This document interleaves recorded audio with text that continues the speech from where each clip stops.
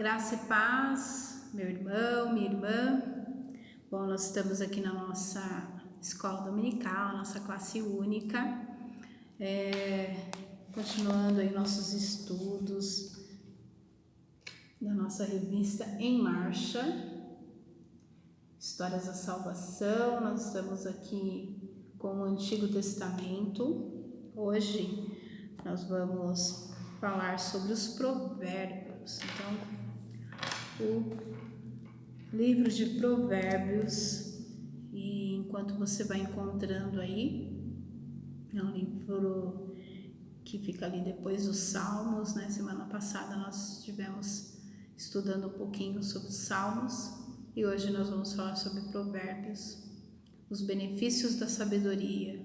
Então nós vamos ler, aprender um pouquinho mais da palavra do Senhor, e quero convidar você para orar conosco nessa manhã, nesse domingo especial, um domingo de eleição. Talvez você já tenha votado. Se você ainda não votou, que você peça aí a Deus que abençoe aí no seu escolher dos seus candidatos, né? Que você peça sabedoria ao Senhor. Então, olhe direitinho, pesquise direitinho, veja realmente o que o seu candidato tem para oferecer para a nossa cidade. Então vamos orar? Senhor, nós te damos graças, te rendemos toda a honra e toda a glória. Quero te pedir, Senhor, que nos guie, Senhor, no estudo desse livro, Senhor, de Provérbios. Estamos aí terminando o estudo dessa revista, Senhor. Faltam poucos estudos, Senhor. E creio que temos aprendido muito, Senhor, com essas histórias de salvação que nós temos ouvido, que nós temos lido a cada domingo. Quero te louvar e te bendizer por cada irmão, cada irmã que tem estudado junto conosco, ó Pai, esses domingos, ó Deus, de escola dominical, de uma maneira diferente, Senhor, e que o Senhor nos dê sabedoria, assim como no livro de Provérbios encontramos. Em nome de Jesus que nós oramos e te agradecemos. Amém, Senhor. Então vamos lá. Então nós vamos ler o livro de Provérbios. Eu quero convidar você a abrir no capítulo 3. Nós vamos ler alguns versículos, tá? Nós vamos ler todo o capítulo 3, alguns versículos apenas. E diz assim, ó: Conselhos da sabedoria aos moços. Meu filho, não se esqueça dos meus ensinos, e que o seu coração guarde os meus mandamentos, porque eles aumentarão seus dias e lhes acrescentarão anos de vida e paz. Não deixe que a bondade e a fidelidade abandonem você. Amarre-as ao pescoço, escreva-as na tábua do teu coração, e você encontrará favor e boa compreensão diante de Deus e das outras pessoas. Confie no Senhor de todo o seu coração e não se apoie no seu próprio entendimento. Reconheça o Senhor em todos os seus caminhos e Ele endireitará as suas veredas. Não seja sábio aos seus próprios olhos. Tema ao Senhor e afaste-se do mal. Isso será como um remédio para o seu corpo e refrigério para os seus ossos. Nós lemos até o versículo 8, então do 1 ao 8. Como de costume, eu gosto de ler a introdução que nós temos aqui na nossa revista, e ele diz assim, ó: o livro de Provérbios é considerado um livro educativo devido às suas sábias instruções para a vida. Abrange temas como o temor a Deus, sabedoria, justiça, moderação, trabalho, pureza e etc. Seu propósito principal é dar instruções. Então aqui em Provérbios, capítulo 1, do 1 a 4, mostra isso exatamente. e mostrar também que segui-las promove a vida. Então nós vamos ler também aqui Provérbios, primeiro capítulo, do 1 ao 4, que diz assim, Provérbios de Salomão, filho de Davi, rei de Israel, para aprender a sabedoria e o ensino, para entender as palavras de inteligência, para obter o ensino do bom proceder, a justiça, o juízo é equidade, para dar prudência aos simples e conhecimento e discernimento aos jovens. Então, temos aí uma vasta consideração aí sobre alguns temas, né, bem importantes aí para as nossas vidas. Então, desde o capítulo 1, né, do livro de Provérbios, ele se mostra como um manual de conselhos familiares. Então, em Provérbios 1:8, diz assim, meu filho, ouça o ensino de seu pai e não despreze a instrução da sua mãe. Então, a gente vê vários versículos, né, falando dessa educação aí, familiar. A educação entre o povo da Bíblia sempre foi algo muito importante e valorizado. No período dos patriarcas, a educação se dava dentro de casa e era passada de pais para filhos. A primeira responsabilidade no lar era transmitir e ensinar os mandamentos do Senhor.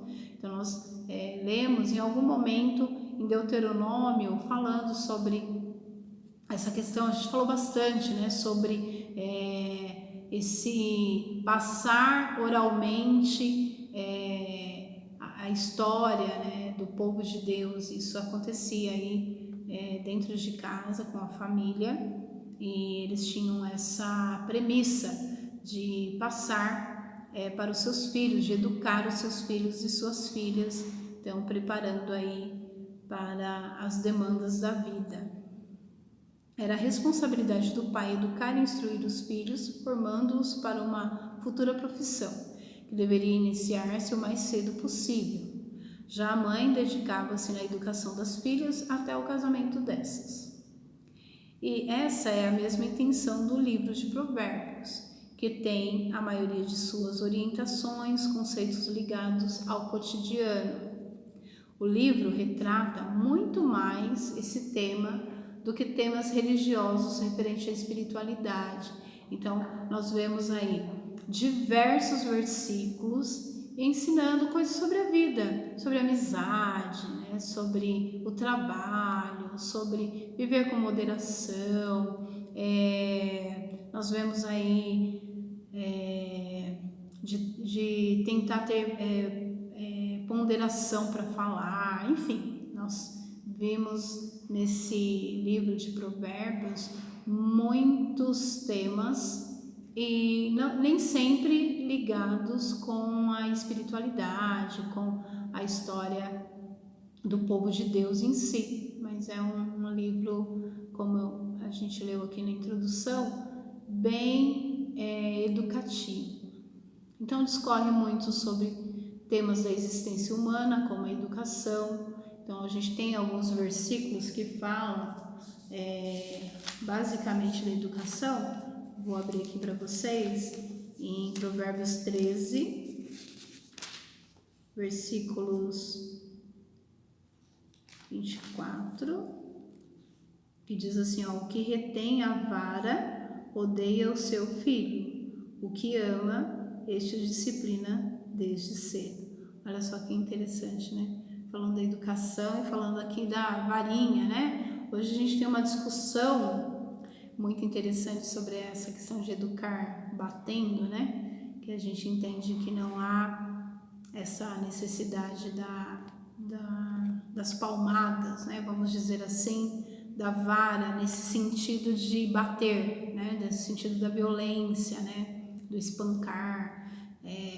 Mas quando nós lemos esse texto, a gente pode entender, e é bem interessante, porque fala assim, o que retém a vara odeia o seu filho. Olha só que interessante. Então, a gente pode, de uma maneira mais civilizada, vamos dizer assim, usar a vara. O que seria usar a vara? Seria mostrar para o filho que aquilo está errado, e a gente consegue fazer isso falando, dizendo, olha, isso não é legal fazer, isso não está certo. A gente pode colocar para a pessoa pensar no que ela está fazendo. A gente pode, eu gosto muito dessa temática, de, por exemplo, você deixar a pessoa sem fazer algo que ela gosta muito, Então a gente fala muito das crianças, mas acho que é a relação que a gente tem com o filho, deixar de, por exemplo, eu gosto muito de videogame, então eu vou tirar o videogame porque você não se comportou da maneira que deveria se comportar. Então esse texto ele fala, o que retém a vara odeia o seu filho, ou seja, aquele que não corrige o seu filho não ama o seu filho, porque quem ama corrige. Então a gente vê diversos versículos que falam sobre isso em Provérbios, da a nossa atitude diante de uma situação que é errada, de uma situação que não está correta, e da gente se calar e não falar nada, com medo de, traumatizar a criança ou algo nesse sentido. Mas a Bíblia aqui fala que se a gente não fala, se a gente retém a disciplina, se a gente retém a correção, a gente não ama, Mas quando a gente corrige, é porque nós amamos. Então, aqui fala sobre essa questão. Fala sobre o adultério, também lá em Provérbios 6, 24 e Provérbios 23, 27. Fala sobre o relacionamento entre pais e filhos, lá em Provérbios 10, 1. Fala do relacionamento entre reis e os seus súditos. Fala do relacionamento, do caráter nos negócios. Olha só que interessante, Antigamente, eu ouço algumas pessoas que são mais velhas e dizem assim que antigamente, quando a pessoa falava algo, então a pessoa tinha a sua palavra e ela não voltava atrás da sua palavra, doesse o que doesse. Não voltava atrás da sua palavra, Então aquilo que ele falava era lei. E também com os cristãos. Então um cristão, quando ele falava tal coisa, ele prometia tal coisa, ele cumpria. E as pessoas tinham muita certeza de que ele realmente ia fazer aquilo. Hoje, infelizmente, a gente já ouviu muita coisa assim, De pessoas que são cristãs e mentem, Fala que vai pagar, Principalmente na porta, às vezes alguém vai vender alguma coisa, fala que vai pagar e não paga, E aí depois o testemunho fica assim, diz que é crente, Então não leva ali, não tem um caráter nos negócios, Ou quer passar perna nas pessoas, E o texto de Provérbios aqui adverte também, em Provérbios 11:1, eu tô aqui pertinho, deixa eu abrir aqui pra gente conferir, vocês podem conferir aí também. No capítulo 11, versículo 1, O Senhor detesta balanças desonestas, mas o peso justo é o seu prazer. Então, naquela época, antigamente tinha aquelas balanças, que tinham duas bandejas, Hoje elas não são tão comuns, Mas eu lembro que quando eu era criança, a gente ia na mercearia aqui perto, Seu Ibércio, no Manu, a gente ia comprar alguma coisa e ia pesar, tinha lá. E tem o fiel lá, que é o que mede lá a quantidade. Então, nesse momento aqui, que fala que o Senhor detesta balanças desonestas, que eles roubavam ali na balança, colocava um pezinho, colocava um ímã lá para roubar na medida lá. E isso Deus abomina, o Senhor abomina. Então, esse tipo de texto nós encontramos aqui na Bíblia também. A moral, o comportamento social. Vamos ler esse aqui do comportamento social, está em Provérbios 23, de 1 a 3, ó. Quando você se assentar para comer com o governador, desculpa, irmãos, quando você se assentar para comer com um governador, leve bem em conta quem está diante de você. Encoste uma faca na sua própria garganta, se você é glutão. Não cobice os pratos deliciosos que ele serve, porque essa comida é enganadora. Então, está falando ali de se assentar numa mesa, talvez numa mesa de alguém muito importante, né? Se você for muito guloso, né? Presta atenção como você se comporta. Então, esse tipo de literatura que nós encontramos no livro de Provérbios, né?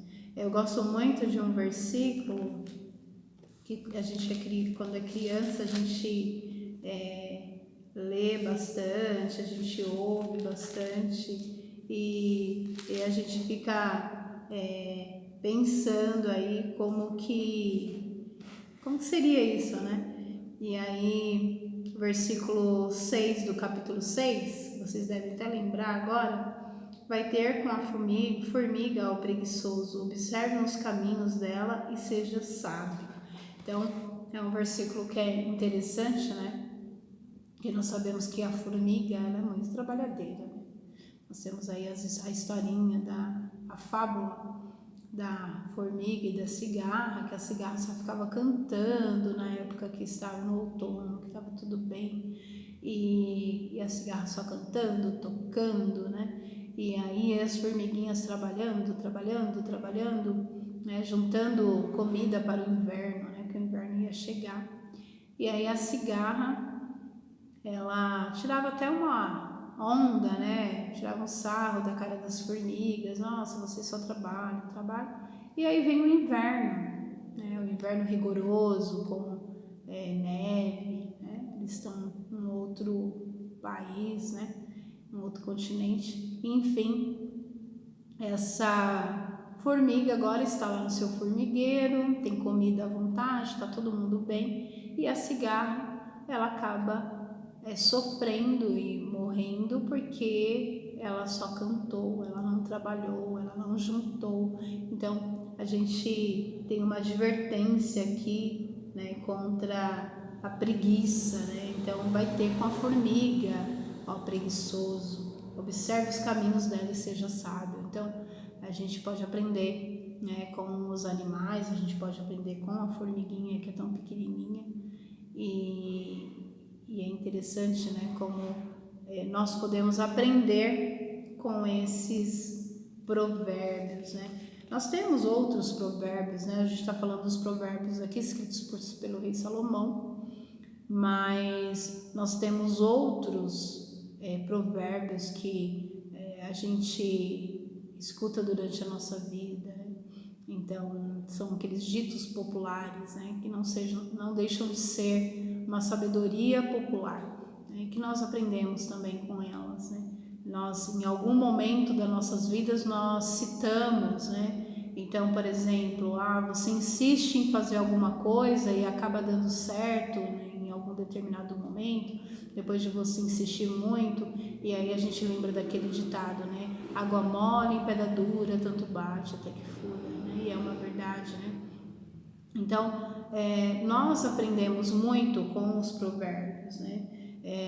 Tem alguns provérbios que são muito conhecidos, né? Eu quero que você pense aí, lembre, né, de versículos que você possa lembrar aí e que faz parte aí da sua vida e você lembra, né? Todas as vezes que acontece alguma coisa, você lembra desse provérbio. Então vamos lá. Para as pessoas cristãs, a Bíblia é reconhecida como regra de fé e prática para a vida. Então, quando nós pegamos a nossa Bíblia, a minha Bíblia linda aqui, nós temos ela como nossa regra de fé e prática, né? As coisas que tem aqui, que são escritas aqui, nós lemos e nós precisamos colocar em prática, senão não faz sentido nenhum. E nós acreditamos nesse livro aqui pela fé. Já comentei com vocês diversas vezes sobre a questão de alguns textos na Bíblia. Se a gente não tiver fé, a gente nem acredita, né? Como algumas pessoas acabam não acreditando, porque não tem fé. Como um livro que contém a palavra de Deus, ela é instrução para o cotidiano em todos os seus aspectos. Entender a Bíblia como instrução é um conceito adquirido da palavra Torá. E aí a gente lembra lá, né? Nós temos estudado aí na aula ao vivo, no Google Meet, nos domingos, a gente estudou muito sobre os primeiros livros da Bíblia, né? A Torá, né? Que é Gênesis, Êxodo, Levítico, Números e Deuteronômio, que era o livro de instrução, é o livro da lei. E aí, quando a gente fala o livro da lei, nesse sentido de terem situações ali para se cumprir, para que a vida deles ali, do povo de Deus, se tornasse uma vida com mais regras, com mais fácil de conviver, né? Pois eles estavam ali lembrando aí do período da saída deles ali do Egito. Eles viviam como escravos, eles não sabiam nem conviver, né, como uma sociedade, vamos dizer assim. E ali, aquele momento ali, foi um momento de instrução. A gente vê coisas assim que a gente fala, nossa, mas precisava ter na lei algo sobre isso, né? E é muito interessante que hoje a gente às vezes se depara com algumas situações muito bobas, né? Por exemplo, plantei um pé de acerola na minha casa e esse pé tem um galho de acerola para a casa do vizinho. Esse pé de acerola, né? Essa acerola que estão lá do lado do vizinho, é do vizinho ou é do dono do pé de acerola? Então, esse tipo de instrução tinha muito lá. Se a gente olhar Levíticos, próprios Êxodo, né? Mas Levítico, Deuteronômio, Números, tem muito desse tipo de situação. Por quê? Eram situações que se apresentavam ali diante de Moisés, principalmente, e ele tinha que falar sobre aquele assunto e decidir o que ia acontecer ou não acontecer, né? Então, com diversas situações. Nela está o sentido de uma comunidade que age segundo a instrução concedida por Deus e que tem nesse ensino a luz que ilumina o seu caminho. É essa compreensão que o livro de Provérbios busca transmitir. Então vamos ver. Uma religiosidade comprometida com o cotidiano, como eu disse. No texto aqui de Provérbios, poucos textos estão falando sobre uma espiritualidade em si, né? Então, faça isso e assim você vai chegar mais perto do Senhor. Porém, quando nós lemos alguns versículos, por exemplo, o versículo que a gente leu, né, no capítulo 3, do 3 e o 4, não deixe que a bondade e a fidelidade abandonem você. Amarre-as ao pescoço, escreva-as na tábua do seu coração, e você encontrará favor e boa compreensão diante de Deus e das outras pessoas. Então, nesse versículo, ao citar os homens, né, a humanidade, o autor de Provérbios mostra que a vida espiritual não é vivida somente diante de Deus. Então, ele fala aqui, diante de Deus e das outras pessoas. Então, às vezes a gente quer ter uma espiritualidade, viver e tal, uma comunhão só com Deus. E a gente sabe que a nossa comunhão e que a nossa espiritualidade, ela se dá horizontalmente e verticalmente. Verticalmente é a minha relação com Deus e horizontalmente é a minha relação com o meu próximo, com o meu irmão. Então, nós temos essa relação, né, essa vida espiritual, ela não é só entre eu e Deus, mas é entre eu e Deus e entre eu e o meu irmão. É no convívio com as pessoas que transmitimos o quanto Deus tem transformado a nossa vida. Seria muito mais fácil a gente, por exemplo, a gente ir para o monte e ficar lá no monte. É gostoso ficar lá orando, sentindo a presença de Deus, curtindo ali a natureza, um espaço onde a gente nem peca, porque a gente está ali em contato com Deus, é maravilhoso. Mas a nossa vida, ela é muito mais que isso, ela precisa transformar a vida do outro também, através da transformação que Deus fez na minha vida. Então, tudo aquilo que extraímos de bom da palavra de Deus e o relacionamento que temos com Ele, por meio da fé, precisam sinalizar e pautar nossos relacionamentos com todas as pessoas. Então, eu sou crente, cristã, evangélica, protestante. Eu professo uma fé. E essa fé que eu professo, ela precisa sinalizar na vida das outras pessoas. Eu preciso ser sal e luz na vida dessas pessoas. A nossa fé e espiritualidade jamais podem estar desvinculadas do cotidiano. Na igreja eu sou crente, aí eu canto, fecho os olhos, oro, toco, mas lá fora eu sou outra pessoa. Essa espiritualidade, ela não pode estar desvinculada da minha vida cotidiana, do meu espaço onde eu trabalho, da minha amizade fora da igreja, dos lugares onde eu vou passear, com os meus familiares, né? Porque nem todos os nossos familiares são da igreja, enfim. Então, onde eu vou, eu preciso sinalizar essa fé, e ela não pode estar desvinculada, essa fé, do nosso cotidiano, jamais. A busca pela sabedoria vem de Deus. Então, Provérbios 3:7, nós lemos aqui, não seja sábio aos seus próprios olhos, tema o Senhor e afaste-se do mal. A sabedoria, ela é muito... a gente precisa pedir a Deus, né? Ele nos dá liberalmente, como diz lá em Tiago. Mas a gente não pode ser sábio aos nossos próprios olhos, né?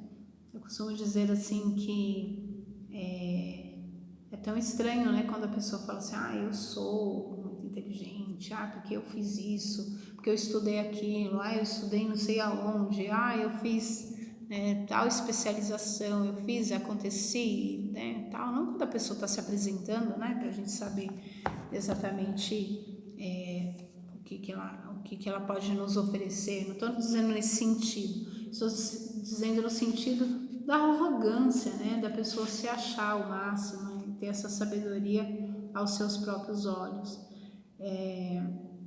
A definição bíblica de sábio não abrange somente o aspecto intelectual e teórico, mas também a experiência e a prática. Então a gente fala assim, né? É tão interessante, porque quantas pessoas que a gente conhece que não estudou, não foi para a faculdade, não sabe ler muito bem, né? Tem dificuldade na leitura, mas tem uma sabedoria incrível. Quando a gente conversa com os mais velhos, e aí gostaria de fazer aqui um reconhecimento, né? Aquele que é mais velho, aquele que já viveu muita coisa, aquele que já passou por muitas situações, já viveu muita coisa, enfim, os anciãos, né? Que hoje talvez a gente perca um pouco dessa dimensão, mas quanta sabedoria essas pessoas têm e podem nos ensinar, e a gente pode aprender com elas. Quanta sabedoria. E quando nós olhamos aqui o texto bíblico de Provérbios, né, a valorização dessa sabedoria. Essa sabedoria, ela não vem exatamente dos livros. É lógico que a faculdade ajuda, a leitura ajuda, a gente estudar ajuda, a gente tem um universo aí para a gente descobrir, para a gente entender, e vocês sabem a importância que eu dou para a educação. É importante sim, mas a gente tem que entender que essa sabedoria, ela vem de Deus, e é claro, a gente pode aprimorar essa sabedoria, mas a gente também não podemos descartar aquele que tem a sabedoria dessa prática, dessa experiência, tá? Gostaria de deixar aqui bem claro. E essa sabedoria ela tem relação direta com Deus e com a ética. A fonte de toda a sabedoria é Deus, por isso a orientação para guardar os ensinos e os mandamentos, pois em guardá-los encontramos graça e compreensão. A palavra compreensão na Bíblia é traduzida como ser bem criterioso. Quando aplicamos à nossa vida os ensinos e os mandamentos da palavra de Deus, nos tornamos mais criteriosos em nossas escolhas e assim fazemos opções pelas práticas corretas diante de Deus e das pessoas. Olha só como que é interessante, né? Quanto mais a gente lê, quanto mais a gente conhece, quanto mais a gente aprende, a gente consegue fazer escolhas melhores. E a gente consegue ver um pouco além do que talvez outras pessoas vejam. E isso faz com que a gente caminhe num lugar melhor, no caminho mais ético, no caminho mais correto. A importância de guardar os ensinos e os mandamentos que promovem a vida, tal como é transmitido em Deuteronômio 28, e a gente lembra lá, olha, as bênçãos te seguirão se você fizer isso, fazer aquilo. Então, a respeito das bênçãos decorrentes da obediência, o autor de Provérbios lembra que guardar os mandamentos e a instrução aumentam o tempo de vida e fortalece o corpo. Olha só que legal. Se a gente ler no versículo 8. Isso será como um remédio para o corpo e refrigério para os seus ossos. Então, guardar essa sabedoria, obediência, ela tem uma importância tão grande que ela ajuda a fortalecer o nosso corpo. Então, essa submissão a Deus, aos pais, às mães, né, que às vezes a gente acha que está falando bobagem, né? Mas se você pensar bem, isso vai fazer com que você viva mais. Então, pai e mãe tem muita sabedoria, né? Porque ele já viveu mais que a gente. E quantas vezes, né, eles falam, olha, não anda com fulano, talvez fulano não é uma boa companhia. Olha, não chega muito tarde. Olha com quem você está andando. Não anda em tal lugar, não passa por tal rua, que está perigoso, né? Chega cedo em casa. Enfim, são talvez mandamentos, talvez uma repreensão, talvez um conselho, e que esses tipos de conselho acaba fortalecendo a sua vida, né? O seu corpo, né? Vai estudar, estuda mais, vai fazer um curso, né? Isso tudo vai te ajudar na sua vida, isso é fato. A submissão a Deus e aos pais e às mães como portadores da sabedoria é indicação para a prosperidade. A gente fala tanto de prosperidade, né? De ter isso, ter aquilo, mas essa é uma prosperidade abençoada que tem na Bíblia. De você obedecer, você vai ser próspero.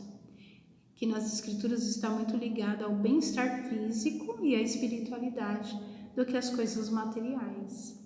Na Bíblia hebraica, o verbo prosperar é salá, que tem o significado de sair-se bem, de ter êxito. Então, nem sempre você ter bens materiais quer dizer que você teve êxito. Então, a gente precisa pensar muito bem, né, aquilo que realmente faz sentido para as nossas vidas, que é bom para as nossas vidas, que é realmente ter êxito em nossas vidas. Então, assim, ser próspero significa frutificar, ser forte, corajoso e andar nos caminhos de Deus. Olha só a diferença brutal quando a gente fala em prosperidade. O que a gente lembra primeiro, né? A gente lembra logo das questões financeiras, né? Não que você, por exemplo, sendo forte, corajoso, andar nos caminhos de Deus, exercer a misericórdia, agir sabiamente, discernindo a vontade de Deus, promover a paz, promover o bem, provavelmente você vai sair muito bem na sua vida e claro que você vai acabar prosperando financeiramente também, né? Mas que não seja esse o nosso alvo, né? Que o nosso alvo seja realmente ser próspero nesse sentido de frutificar, de ser forte, corajoso, corajosa e andar nos caminhos de Deus, exercer a misericórdia, agir sabiamente, discernindo a vontade de Deus, promover a paz. Ai, como a gente está precisando promover a paz nesse nosso mundo. E vamos falar aqui da nossa área, do nosso Brasil, da nossa Itaquaquecetuba, como nós precisamos promover a paz, promover o bem. Então, nós encerramos por aqui numa linguagem simples e prática. Provérbios apresenta o segredo para a felicidade. Então, se você quer ser feliz, olha aqui, ó, 31 capítulos. Você pode ler um por dia do mês, né? Nossos meses geralmente tem 30 ou 31 dias. O mês que tiver 30, lê 2 capítulos. E será uma leitura aí muito interessante.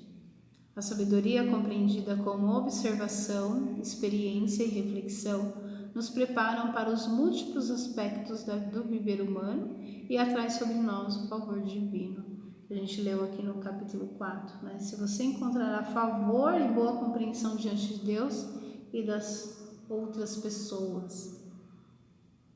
Provérbios é um livro prático de orientação para a vida pessoal e comunitária. Então é para a minha vida e para as nossas vidas. Buscar a sabedoria divina, adquirir o conhecimento, guardar a instrução, levar-nos cada vez mais a viver no temor do Senhor e assim prosperarmos em todos os nossos caminhos. Essa é a conclusão desse texto. Então, a verdadeira sabedoria provém de Deus e é um dos dons, dos bens mais valiosos que devemos adquirir. Para a sociedade de uma forma geral, que tipo de sabedoria e instrução as pessoas têm valorizado? Qual é o tipo de instrução? Será que é a gente saber sobre as coisas de Deus, essa valorização hoje? Ou as pessoas pensam num outro tipo de sabedoria? Então nós aprendemos aqui que a sabedoria, ela vem de Deus, é essa que nós temos que buscar.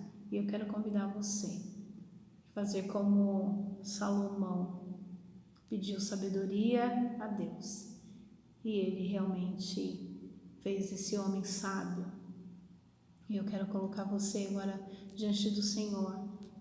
Ore ao Senhor, peça sabedoria a Ele, para que você possa viver em sabedoria.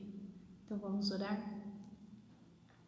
Senhor, queremos te dar graças, Senhor, por esse estudo, agradecer a Ti, Senhor, porque nós aprendemos um pouco mais da Tua Palavra e queremos te pedir, Senhor, a Tua sabedoria sobre as nossas vidas, sobre as nossas decisões, sobre aquilo que nós falamos, sobre aquilo que nós escrevemos, sobre aquilo que nós vivenciamos, Senhor.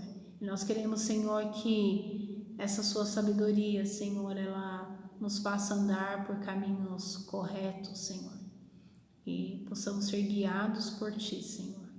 Ó Deus, que tudo que vamos fazer, Senhor, em nossas vidas, que o Senhor possa estar adiante de nós. E nesse dia, Senhor, em especial, ó Pai, eu quero te pedir àqueles que ainda não foram, Senhor, votar, Senhor. Hoje é um dia de eleições municipais. Vamos escolher o nosso prefeito ou prefeita, nossos vereadores ou vereadoras. Que o Senhor nos dê sabedoria, Senhor, que nós possamos conferir, Senhor Jesus, exatamente, Senhor, o que cada candidato, Senhor, tem de proposta, Senhor. E que nós possamos votar, Senhor Jesus, com sabedoria, sabedoria que vem de Ti. Quero Te agradecer, Senhor, por esse tempo de estudo bíblico, Senhor. Continue, Senhor, a abençoar as nossas vidas, Senhor. Em nome de Jesus que oramos. Amém, Senhor. Amém.